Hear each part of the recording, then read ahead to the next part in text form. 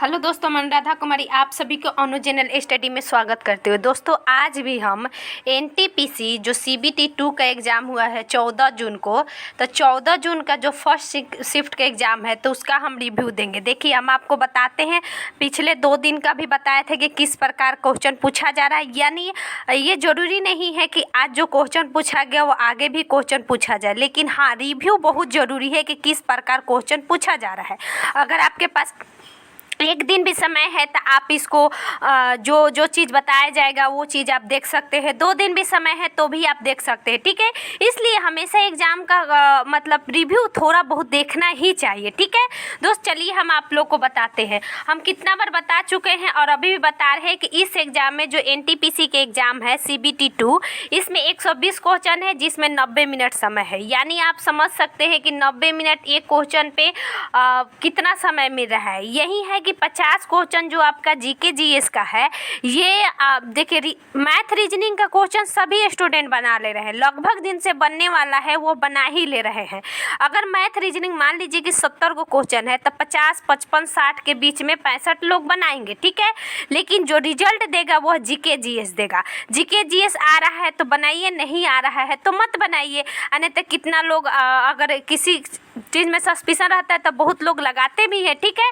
तो चलिए हम बताते हैं कि जीके जीएस सबसे पहले आज हम बताएंगे, क्योंकि जीके जीएस में जो होता वो आंकड़ा आगे बढ़ा है, ठीक है। जैसे 12 तारीख को हमने बताया था कि जुलाई अगस्त यानी 2019 का भी कुछ था और 2021 का भी था, ठीक है।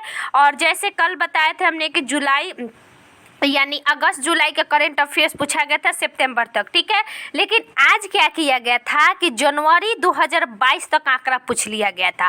और आज के एग्जाम में आंकड़ों का खेल था। जैसे कि आंकड़ा पूछा गया था बजट से संबंधित। देखिए, हम सबसे पहले 2021 का बजट बता रहे हैं। यानी आप समझ सकते हैं कि जो अबकिर का एग्जाम था, आज का मतलब एग्जाम था, इसमें क्या हो रहा है कि बजट से संबंधित क्वेश्चन पूछा गया है।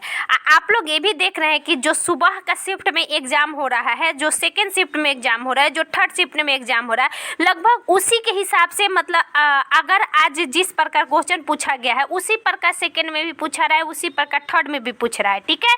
तो हम रिव्यू इसलिए देता है, कोई यह देखता है कि आगे जैसे 15, 16, 17 को है तो आप उसके हिसाब से तैयारी करिए।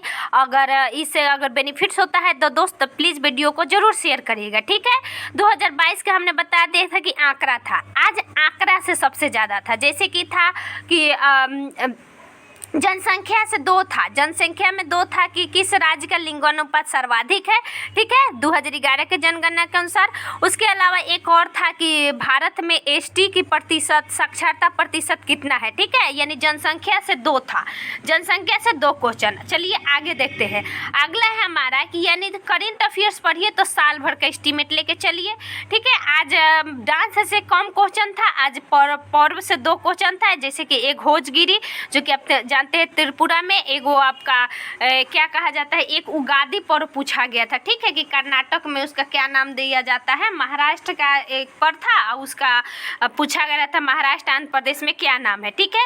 भूगोल से आज भी क्वेश्चन था, भूगोल से जैसे कि महानदी वाला था कि विश्व का सबसे बड़ी बांध टिहरी बांध, नहीं सॉरी, विश्व का सबसे जो महानदी पर बना हुआ है तो उस बांध को पूछा गया था, ठीक है। उसके अलावा भूगोल में आप देखिएगा कि एगो नील नदी नहीं, एक और क्वेश्चन था कि विश्व की सर्वाधिक जनसंख्या किस नदी बेसिन में बसा हुआ था। ऑप्शन में था गंगा, नील, ठीक है, अमेजन, ये सब ऑप्शन में था। एक और था कि यूरोप और एशिया को बांटने वाला कौन सा पर्वत है, तो यूराल पर्वत है।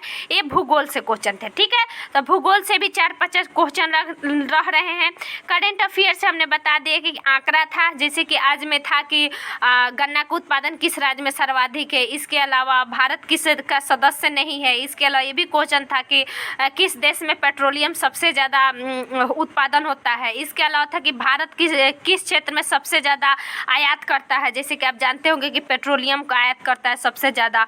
उसके अलावा एक और क्वेश्चन था कि बजट के अनुसार एक क्वेश्चन दिया गया था, ठीक है। तो यानी बजट देख लेना है। और सबसे इम्पोर्टेंट आजकल के करें, आजकल के जीके जीएस में रह रहे इकोनॉमिक्स, इकोनॉमिक्स से आज 2-3 क्वेश्चन थे, 3 क्वेश्चन थे, ठीक है।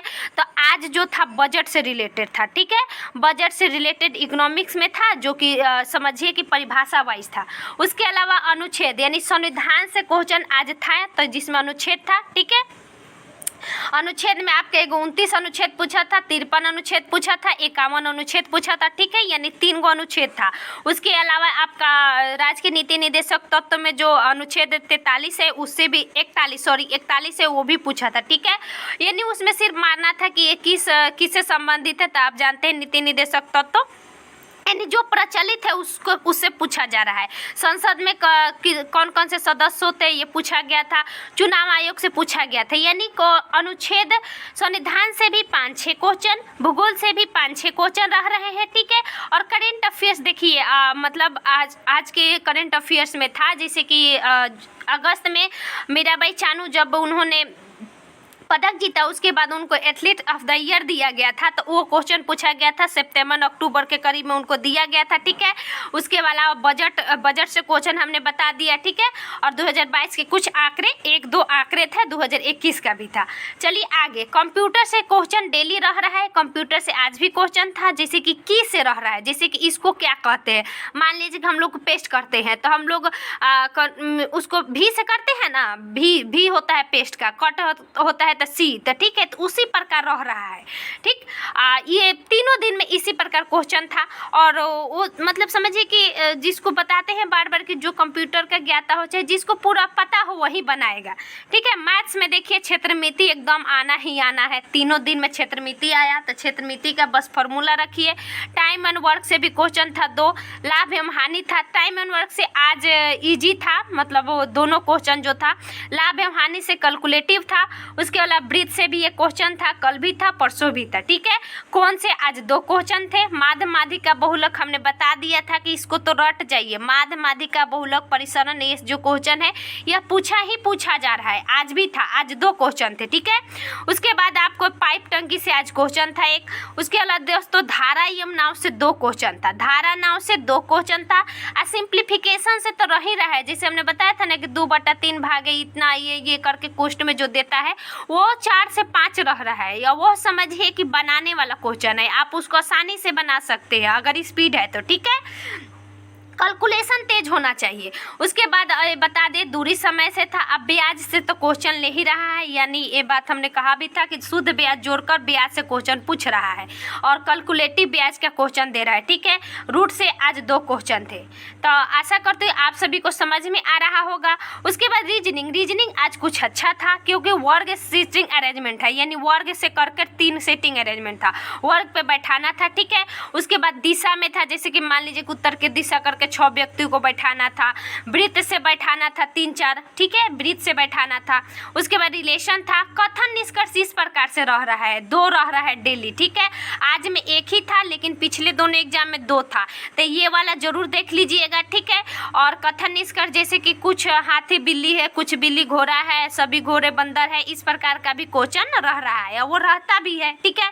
उसके बाद दोस्त था कोडिंग डिकोडिंग का तो आंकड़ा हमेशा ज़्यादा रहता है, और आज भी ज़्यादा था, और आशा करती आप सभी को समझ में आ रहा होगा। अब बढ़िया क्वेश्चन था, ऐसा नहीं है कि क्वेश्चन खराब था, आज का भी बनाने वाला क्वेश्चन था। अगर आप सभी बनाए तो जरूर बनेगा, ठीक है।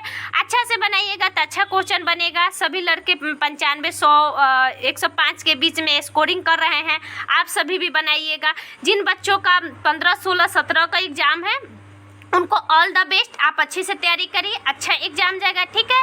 थैंक यू सो मच दोस्तों, प्लीज़ आप सभी ज़रूर शेयर करिएगा।